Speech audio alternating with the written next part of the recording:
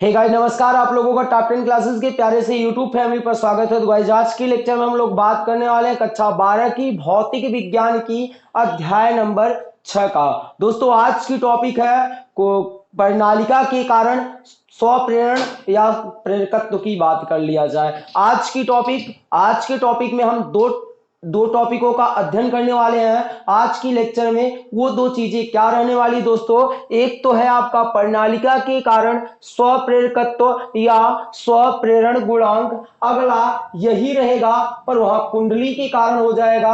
और दोस्तों दोनों एग्जाम की दृष्टि से मोस्ट इंपॉर्टेंट टॉपिक है। आइए हम एकदम मक्खन के जैसा दोस्तों आपके साथ मिलकर इनको एकदम क्लियर करने वाले हैं, एकदम जबरदस्त पूरे 99% गारंटी के साथ कर रहे हैं। दोस्तों यदि कहीं पर वीडियो आपको जो लेक्चर नहीं समझ में आया ना तो आप वीडियो देखना बंद कर दीजिएगा दोस्तों, पूरी जिम्मेदारी के साथ। पर एक मिनट जरा सा स्किप मत करना दोस्तों, तब उसकी बात की गारंटी ले रहे हैं हम। तो चलिए ध्यान से एक एक अक्षर समझते हैं दोस्तों। सबसे पहले प्रणालिका क्या होती है, कितनी बार प्यारे बच्चों हम आपको बता चुके हैं दोस्तों, कितनी बार ये बात बताया गया है कि जब किसी तार के कई फेरों को लपेट दिया जाए तो वो प्रणालिका बन जाती है। तो ये मान लेते हैं दोस्तों ये कोई प्रणालिका है और इस प्रणालिका में जो है प्रवाहित धारा कर देते हैं, प्रणालिका में बहने वाली धारा कर देते हैं दोस्तों।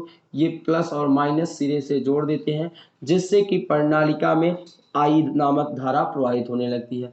फिर उसके बाद की लगा देते हैं कुंजी, जिससे धारा को बंद और चालू किया जा सकता है। फिर उसके बाद दोस्तों मान लेते हैं इस प्रणालिका की जो लंबाई है वो L है। क्या है दोस्तों, प्रणालिका की लंबाई कितनी है, L है। यदि आपको समझ में आ रहा होगा दोस्तों तो अच्छी बात है। हम क्या कर रहे हैं कि माना कोई प्रणालिका है जिसकी लंबाई L है, जिसमें बहने वाली धारा I है तथा प्रणालिका का जो क्षेत्रफल है अनुप्रस्थ काट का, जो इसके अंदर का जो क्षेत्रफल है, किसी एक भाग का जो क्षेत्रफल है वो आपका A है। फिर उसके बाद इसकी जो फेरों की संख्या है, जो फेरे बनाए गए वो क्या है, N है। तो इस प्रणालिका के कारण जो स्वप्रेरकत्व उत्पन्न होगा, जो स्वप्रेरण गुणांक उत्पन्न होगा, वो दोस्तों कैसे फाइंड आउट करेंगे, आइए हम लोग आसानी से फाइंड आउट करने वाले हैं, उसी के माध्यम से फाइंड आउट करेंगे। तो माना परिनालिका की लंबाई, क्या दोस्तों, माना परिनालिका की जो लंबाई है वो कितनी है, L है। प्रणालिका की जो लंबाई है वो कितना है, L है। ध्यान से देखिएगा दोस्तों, माना प्रणालिका की लंबाई L है और उसके बाद अनुप्रस्थ काट का क्षेत्रफल, क्या, अनुप्रस्थ काट का क्षेत्रफल, अनुप्रस्थ काट का जो क्षेत्रफल है वो कितना है दोस्तों, A है। बहने वाली धारा, कुंडली में प्रवाहित धारा कितनी है, I है। कितनी है दोस्तों, प्रवाहित धारा कितनी है, I है। चल, और फेरों की संख्या क्या है, N है, तथा फेरों की संख्या मान लेते हैं, फेरों की संख्या क्या है, N है। इतनी बातें आपको समझ में आई। तो जब हम कुंडली में इतना सब कुछ कर रहे हैं, अर्थात ये सब मान लिए, तो अब हम जानते हैं दोस्तों इस कुंडली में जैसे ज्यों ही धारा प्रवाहित करेंगे, कुंडली में धारा प्रवाहित होने के कारण कुंडली पर चुंबकीय क्षेत्र उत्पन्न हो जाएगा। और इसका व्यंजक हम लोगों ने दोस्तों इससे पिछले वाले चैप्टर में हमने निकाला है कि कुंडली के कारण जो चुंबकीय क्षेत्र उत्पन्न होता है उसका व्यंजक हमने डेरिवेशन कराया दोस्तों, वो आप वहां से जाके देख सकते हैं। तो लिखेंगे कुंडली में, क्या लिखेंगे दोस्तों, आराम से एकदम स्टेप बाय स्टेप, कुंडली में धारा प्रवाहित होने के कारण, क्या, धारा प्रवाहित होने के कारण उत्पन्न चुंबकीय क्षेत्र, क्या, उत्पन्न चुंबकीय क्षेत्र। ध्यान से देखिएगा, उत्पन्न चुंबकीय क्षेत्र B इक्वल टू क्या होता है, B equal to mu 0 N/L। N/L, उसके बाद इंटू आई, क्या होता है इंटू आई। ये हमने डेरिवेशन करा के रखा दोस्तों। यहां पर N/L क्यों किया गया, क्योंकि वो प्रणालिका के एकांक लंबाई की बात हो रही है, पूरे प्रणालिका नहीं, प्रणालिका के किसी एकांक लंबाई के कारण जो चुंबकीय क्षेत्र उत्पन्न होता है उसके लिए ये होता है दोस्तों। अब हम जानते हैं जब धारा प्रवाहित होगी तो चुंबकीय क्षेत्र उत्पन्न होगी और ये चुंबकीय क्षेत्र के कारण इसमें चुंबकीय फ्लक्स उत्पन्न होगा। तो अब हम चुंबकीय फ्लक्स निकालेंगे, क्या निकालेंगे, चुंबकीय फ्लक्स। तो प्रणालिका से बद्ध, प्रणालिका से बद्ध, ध्यान से देखिएगा दोस्तों, प्रणालिका से बद्ध चुंबकीय फ्लक्स, क्या, चुंबकीय फ्लक्स। तो दोस्तों चुंबकीय फ्लक्स का फार्मूला अभी हम लोगों ने पढ़ा है, अभी पिछले ही टॉपिक में पढ़ा था। चुंबकीय फ्लक्स फाई बी बराबर होता है बी इंटू ए क्षेत्रफल होता है और बी चुंबकीय क्षेत्र होता है। अब बी की वैल्यू यहां से उठा के रख देते हैं, μ0 N/L और इंटू कितना होता है ए होता है, कितना होता है ए होता है। तो ये फाई बी की वैल्यू आ गई। ये एक फेरे के कारण है दोस्तों, प्रणालिका के प्रत्येक फेरे के कारण जो चुंबकीय फ्लक्स है। यदि आप लिखना चाहो तो यहां से लिख सकते हो दोस्तों, इसे मूव करके। यदि आपको समस्याएं हैं तो ये लिखा जा सकता है, प्रणालिका के प्रत्येक फेरे से, क्या, प्रणालिका के प्रत्येक फेरे से बद्ध चुंबकीय फ्लक्स, बद्ध चुंबकीय फ्लक्स, यानी इसके एक फेरे से बात हो रही है चुंबकीय फ्लक्स। अब हम मान लेते हैं, हमने तो माना है पहले से कि फेरों की संख्या कितनी है, n है, तो लिखेंगे। अब क्या लिखेंगे दोस्तों, n फेरों से, हमको कहां से चाहिए, n फेरों से उत्पन्न चुंबकीय फ्लक्स, क्या, n फेरों से उत्पन्न चुंबकीय फ्लक्स। तो चलिए n फेरों से उत्पन्न चुंबकीय फ्लक्स फाई मान लेते हैं, फाई बराबर हो जाएगा n गुणे एक फेरे से उत्पन्न चुंबकीय फ्लक्स। चलिए n फाई बी की वैल्यू रखते हैं, फाई बी की वैल्यू कितनी है, μ0, फिर उसके बाद कैपिटल N/L इंटू कितना हो जाएगा, ए हो जाएगा। अब n का गुना करते हैं इधर, चलिए आराम से डेरिवेशन करेंगे, एकदम मक्खन के जैसा क्लियर करना है। तो फाई इक्वल टू क्या आएगा दोस्तों, ध्यान से देखिएगा, n का गुना n से करेंगे तो n स्क्वायर हो जाएगा, तो μ0 n स्क्वायर इंटू कितना है ए है और बटे कितना है दोस्तों l है। फिर उसके बाद ए जो होता है क्षेत्रफल होता है और कुंडली का क्षेत्रफल जो होता है A equal to pi r square होता है, जहां आर कुंडली की त्रिज्या है। तो ये वैल्यू उठा के आप रख सकते हो। फाई इक्वल टू क्या आ जाएगा, μ0 n स्क्वायर, ए के स्थान पे आ जाएगा पाई आर स्क्वायर बटे कितना हो जाएगा l। तो ये फाई की वैल्यू आई दोस्तों। और हमने क्या पढ़ा है, हमने पढ़ा है दोस्तों स्वप्रेरकत्व मुझे निकालना है ना, स्वप्रेरकत्व या स्वप्रेरण गुणांक।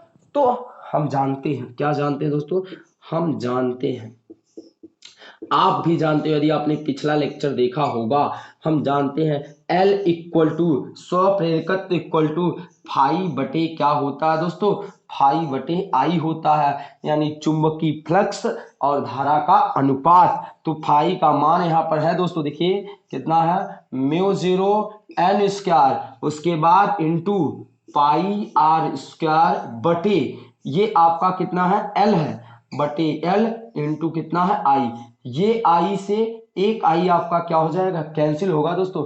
आपने कहीं पर थोड़ी सी मिस्टेक जरूर किया है दोस्तों, यहां पर देखिएगा, यहाँ आई थी और हम लोगों ने आई यहाँ पर रखना भूल गए हैं, तो यहाँ पर आई रखना चाहिए था फुल डेरिवेशन के साथ। तो यहाँ पर आपका आई लगा के आएंगे, तो यहाँ पर भी आपका आई हो जाएगा, फिर उसके बाद यहाँ पर भी आई रहेगा, फिर उसके बाद यहाँ पर भी आई, और ये आई इस आई से कैंसिल हो जाएगा। तो L इक्वल टू क्या मिलेगा, μ0 n square pi r square बटे कितना हो जाएगा L। तो यहां से आप देख पा रहे होंगे कि जो कुंडली का स्वप्रेरण गुणांक है वो बहने वाली धारा पे निर्भर नहीं करता है दोस्तों। देखिए धारा पे निर्भर कर रहा है, कहीं आई आया है, नहीं आया है, बल्कि μ0 आया है, और μ0 निर्वात की चुंबकशीलता होती है, अर्थात क्रोड के अंदर जो वायु भरा है उसकी चुंबकशीलता पे निर्भर करती है, फेरों की संख्या पे निर्भर करती है, त्रिज्या पे निर्भर करती है, प्रणालिका के लंबाई पे निर्भर करती है, न कि उसमें बहने वाली धारा। और कहीं भी आप देखिए चुंबकीय फ्लक्स, ये दोनों चीज नहीं आया है दोस्तों। और इससे पिछले वाले लेक्चर में आपने देखा और मैंने बताया भी होगा कि जो कुंडली का जो आपका स्वप्रेरण गुणांक होता है वो चुंबकीय फ्लक्स और धारा पे निर्भर नहीं करता। यहां से आपका प्रूफ हो रहा है। यदि हम मान लेते हैं दोस्तों जहां पर ये प्रणालिका के अंदर जो वायु है वो उसके स्थान पर कोई दूसरा भरा हो, दूसरा चुंबकीय पदार्थ भरा हो, तब क्या होगा। तो कंडीशन रखते हैं दोस्तों, है कंडीशन क्या है, यदि प्रणालिका के अंदर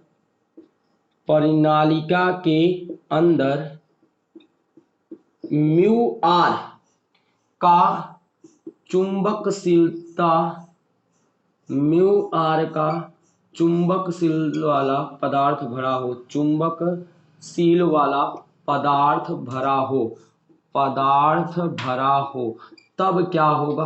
कुछ नहीं दोस्तों, केवल म्यू आर का यहाँ गुणा हो जाएगा, एल इक्वल टू हो जाएगा mu naught mu r n square pi r square बटे एल। तो इस प्रकार आपका जब कुंडली के अंदर, प्रणालिका के अंदर आप किसी वायु के सापेक्ष कुछ दूसरा पदार्थ भर देते हो तब के लिए ये हो जाता है, और वहां म्यू आर उस पदार्थ का चुंबकशीलता रहता है।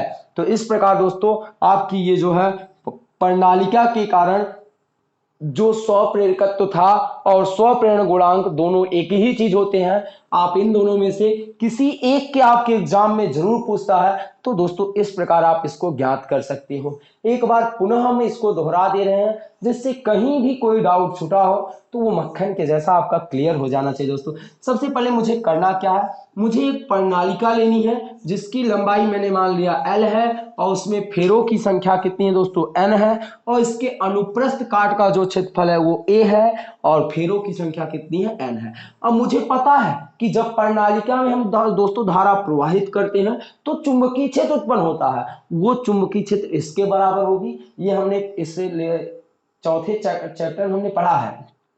फिर प्रणालिका के प्रत्येक फेरे से इसी चुंबकीय क्षेत्र के कारण उसमें चुंबकीय फ्लक्स उत्पन्न होगा, तो चुंबकीय फ्लक्स फाई बी बराबर बी इंटू ए हो गया। तो हमने हल किया। फिर ये तो प्रत्येक फेरे से था, और कुंडली में कितने फेरे हैं, एन फेरे हैं, एन फेरों से चुंबकीय फ्लक्स हो गया। फिर हम लोगों ने हमको स्वप्रेरकत्व निकालना था जो कि फाई अपान आई होता है। इस प्रकार रखकर हम लोग जो है फाइंड आउट कर सकते हैं। आप इसका स्क्रीनशॉट लीजिएगा, और जैसा कि मैंने लेक्चर स्टार्ट करने से पहले बोला था, यदि आपको न समझ में आए तो आप वीडियो देखना बंद कर दीजिएगा दोस्तों, और समझ में आता है तो वीडियो को दोस्तों के साथ शेयर जरूर कीजिएगा। चलिए अब हम इसकी लेक्चर की अगले टॉपिक की चर्चा करने वाले हैं, और यही टॉपिक आपकी इस लेक्चर की लास्ट रहने वाली है। तो दोस्तों बात करते हैं हम अपने सेकेंड टॉपिक की, कुंडली के कारण स्वप्रेरकत्व या स्वप्रेरण गुणांक की गणना करना। आपके एग्जाम में दोस्तों ये भी क्वेश्चन पूछे जाते हैं कि कुंडली के कारण स्वप्रेरकत्व क्या होता है, वो आपको फाइंड आउट करना है। तो दोस्तों सबसे पहले हमारे मन में प्रश्न उठता है कि कुंडली आखिर क्या होती है। तो मैंने क्या बताया कि जब किसी तार के एक सिरे को लेकर घूम जाओ और उसे एक छल्ला नुमा, एक कुंडली नुमा आकृति दे देना ही क्या कहलाता है, आपकी कुंडली कहलाती है। तो देखिए दोस्तों हम कुंडली कैसे बनाने वाले दोस्तों, ये ऐसे करके ना इस तार को जो है एक छल्ला नुमा आकृति दे देना ही क्या कहलाती है, कुंडली कहलाती है। यदि हम मान लेते हैं इस कुंडली को जो त्रिज्या है वो त्रिज्या कितनी है, R है, और इस कुंडली में बहने वाली धारा क्या है, I है। ये बात हम मानते हैं, ये हम मानते हैं दोस्तों, मानते हैं। और ये मान लेते हैं कि कुंडली में ऐसे जो एक फेरे हैं वो कई फेरे लपेटे गए हैं। तो वहां से स्टार्ट करते हैं, क्या स्टार्ट करते हैं कि ध्यान से देखिएगा दोस्तों, ये प्रवाहित होने वाली धारा है और ये निकलने वाली धारा है।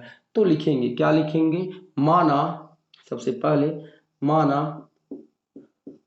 R मीटर त्रिज्या की, क्या, R मीटर त्रिज्या की, R मीटर त्रिज्या की एक वृत्ताकार कुंडली है, एक वृत्ताकार कुंडली है।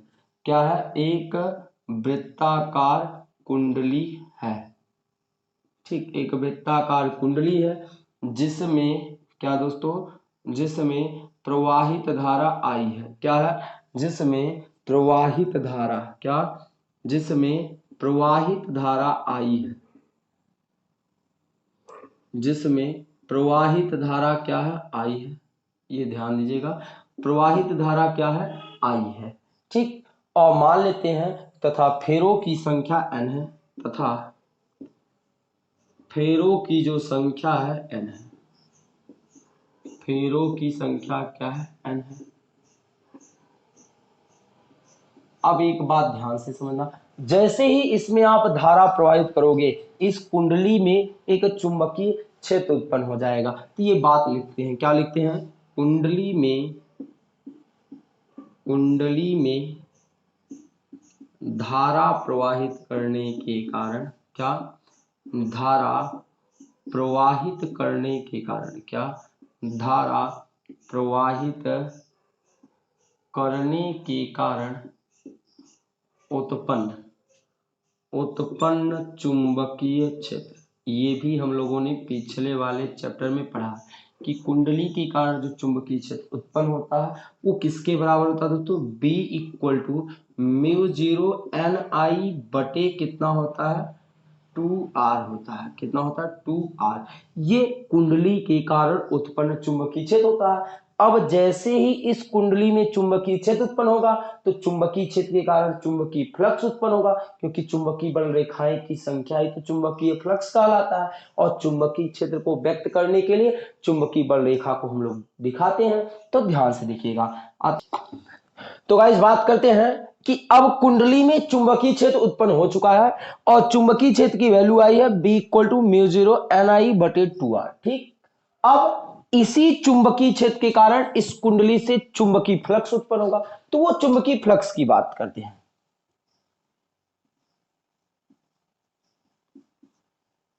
कुंडली से बद्ध चुंबकीय फ्लक्स, क्या? कुंडली से बद्ध चुंबकीय फ्लक्स। चुंबकीय फ्लक्स फाई बी बराबर होता है B इंटू ए। ठीक, B की वैल्यू उठा के यहां से रख देते हैं। B की वैल्यू कितनी है दोस्तों? μ0 NI बटे 2R इंटू ए। ठीक, ये फाई B की वैल्यू आ गई। ये तो एक फेरे से है ना। अब कुंडली के n फेरे से बात करेंगे तो लिखेंगे n फेरों से, n फेरों से बद्ध चुंबकीय फ्लक्स, n फेरों से बद्ध चुंबकीय फ्लक्स फाई मान लेते हैं। फाई बराबर n गुणे फाई बी। ठीक, n की वैल्यू कितनी है? n है। और फाई बी की वैल्यू कितनी है? μ0 n गुणे आई बटे 2R इंटू ए। ठीक, और ए जो होता है वो कुंडली का क्षेत्रफल होता है। ए बराबर पाई आर स्क्वायर रख सकते हैं। तो ए के स्थान पे पाई आर स्क्वायर रखेंगे दोस्तों। चलिए रखते हैं और आराम से हल करते हैं।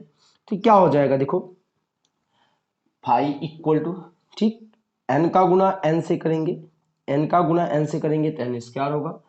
μ0 लगा देंगे साथ में, ये एन स्क्वायर हो गया।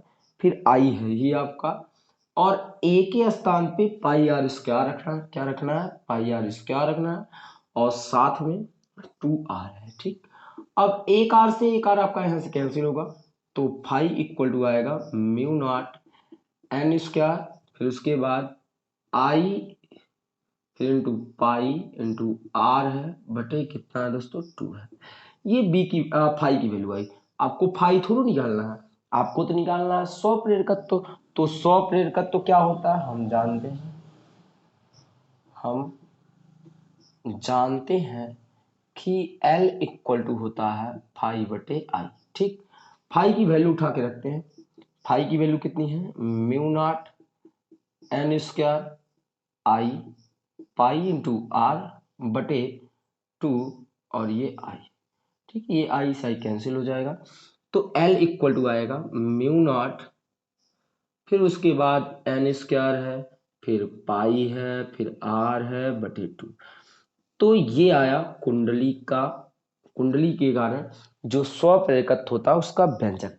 आप यहाँ देख पा रहे होंगे दोस्तों कि म्यू नॉट जो है निर्वात की चुंबकशीलता है, एन फेरों की संख्या है, पाई आपकी एक संख्या होती है, आर त्रिज्या है। ठीक, तो यहां से अगर हम बताएं तो वृत्ताकार कुंडली का जो स्वप्रेरकत्व है न तो वो चुंबकीय फ्लक्स पे डिपेंड करता है और न बहने वाली धारा पे डिपेंड करता, बल्कि कुंडली के आकार पे डिपेंड करता, कुंडली के त्रिज्या पे निर्भर कर रही, फेरों की संख्या पे निर्भर करती है। तो ये होता है, ध्यान से समझिएगा। फिर उसके बाद हम बातें करते हैं, यदि जो आपका ये कुंडली है, इस कुंडली के अंदर वायु न होकर कोई दूसरा पदार्थ हो तो क्या करेंगे? तो कंडीशन रखते हैं, यदि कुंडली के अंदर, क्या दोस्तों, कुंडली के अंदर, ठीक, म्यू आर का कोई चुंबकशील वाला पदार्थ हो, कोई चुंबकशील वाला कोई क्या हो, पदार्थ हो, तो क्या होगा, L इक्वल टू जहां म्यू नॉट रहेगा, फिर इनटू क्या हो जाएगा म्यू आर, फिर एन स्क्वायर पाई बटे आर बटे 2। तो इस प्रकार आप जब y के स्थान पे कोई और दूसरा पदार्थ रखा जाता है तो वो आप ये लगा देते हो फार्मूला। तो दोस्तों इस प्रकार आपका कुंडली के कारण स्वप्रेरकत्व अर्थात स्वप्रेरण गुणांक का जो व्यंजक प्राप्त होता है वो L equal to mu naught n square pi into r बटे 2 प्राप्त होता है। तो दोस्तों आज की लेक्चर यहाँ पर समाप्त होती है। एक आपका आप इसका एक स्क्रीनशॉट लीजिएगा। आई होप कि आज की वीडियो आपको जरूर पसंद आई होगी दोस्तों। और जैसा कि लेक्चर स्टार्ट करने से पहले मैंने आपसे बोला था कि 100% पूरी जिम्मेदारी के साथ करें कि आपको ये वीडियो जरूर समझ में आएगा दोस्तों। यदि आपको वीडियो समझ में आया होगा तो आप कमेंट बॉक्स में कमेंट जरूर कीजिएगा और वीडियो को दोस्तों के साथ शेयर जरूर कीजिएगा दोस्तों। तो मिलते हैं आपको नेक्स्ट लेक्चर में, तब तक के लिए वीडियो देखिए, एंजॉय कीजिए। और दोस्तों चैनल पर नए होंगे तो चैनल को सब्सक्राइब जरूर कर लीजिएगा दोस्तों।